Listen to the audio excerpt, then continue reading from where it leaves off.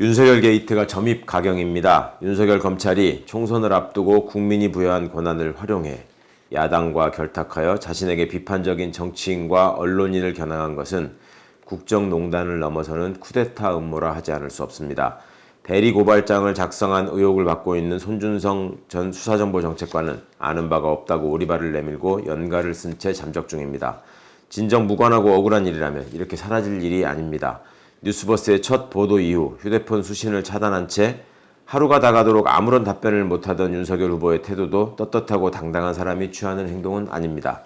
하루 뒤에 나타난다는 해명도 송 검사가 이런 걸 했다는 자료라도 있느냐, 있으면 대라며 막판에 몰린 범죄자나 하는 막무가내식 세트기와 같은 것이었습니다.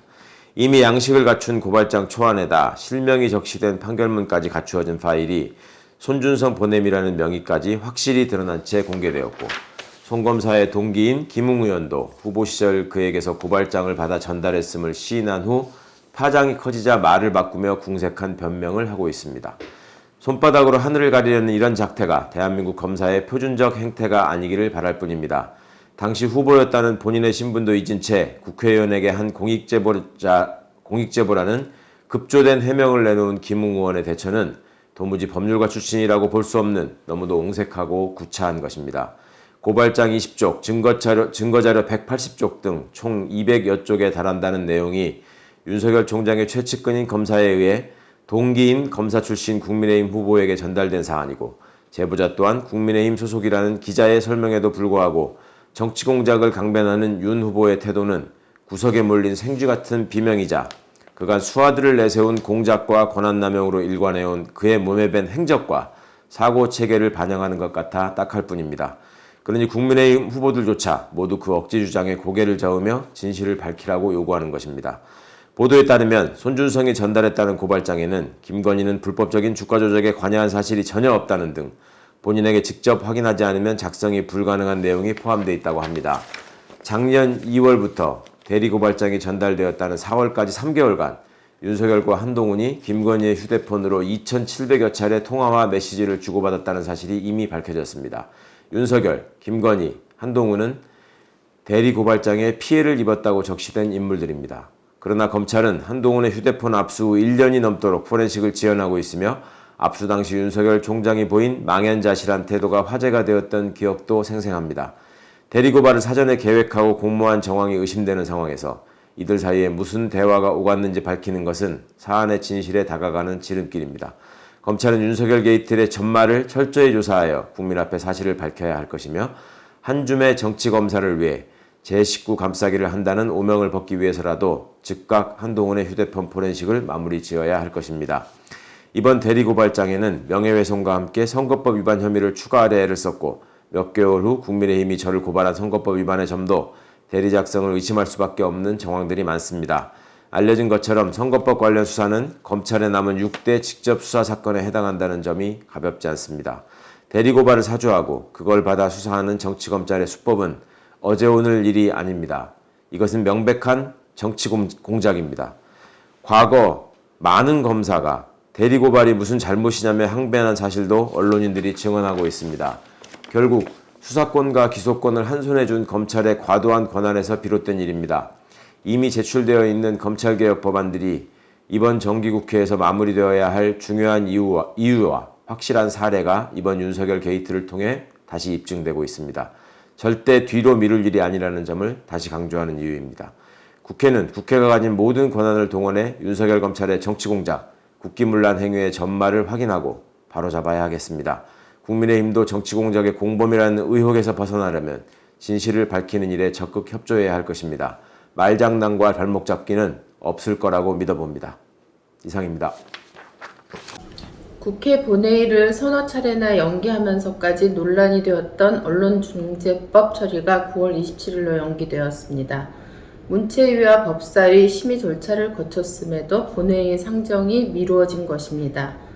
더불어민주당과 국민의힘 양당은 언론중재법 협의체를 운영하기로 합의했고, 이미 양당 의원 2인씩 확정된 상태입니다.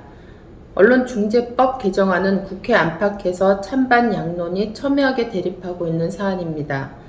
그만큼 우리 언론에 대한 진단과 해법에 대한 이견이 크다는 뜻입니다. 그러나 로이터 저널리즘의 한국 언론에 대한 평가는 물론 언론인 내부에서조차 현재의 언론 상태를 그대로 방치할 수 없다는 데 동의하는 언론인이 적지 않습니다.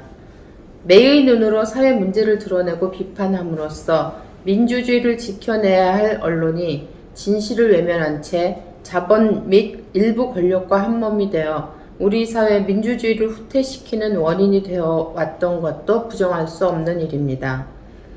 스스로 개혁하지 못하면 외부의 힘에 의해 개혁을 강요당할 수밖에 없습니다.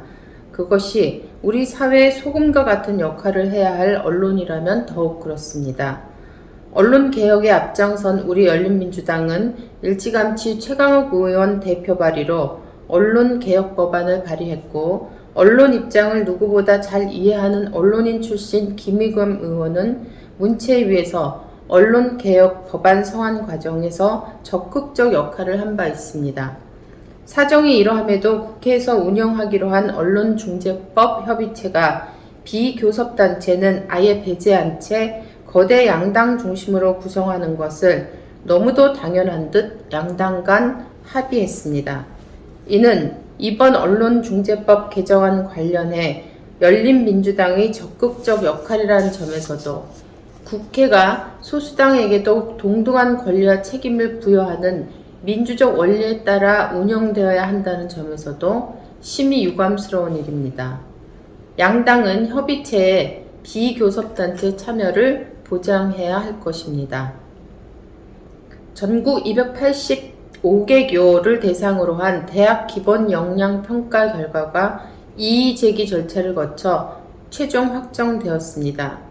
233개교, 일반대학 136개, 전문대학 97개가 내년부터 2024년까지 재정지원 대상으로 선정되었고 상지대, 성공회대, 인하대, 성신여대 등 52개 대학이 일반 재정 지원 대상에서 탈락했습니다. 이번 3기 평가에서는 권역별 배정 방식이 도입되었습니다. 저출생으로 인한 지방대 정원 미달 사태에 따른 고육지책이라고 보입니다. 일반 재정 지원 대상으로 선정된 대학들도 내년부터 24년까지 적정 규모로 정원 감축 등 자율 혁신을 추진해야 합니다. 내년 하반기 유지 충원률을 점검해 미충족 규모에 따라 정원 감축을 차등 공고하고 미이행 시에는 일반 재정 지원이 중단됩니다. 지금 우리나라 고등교육은 총체적 난국에 빠져 있습니다.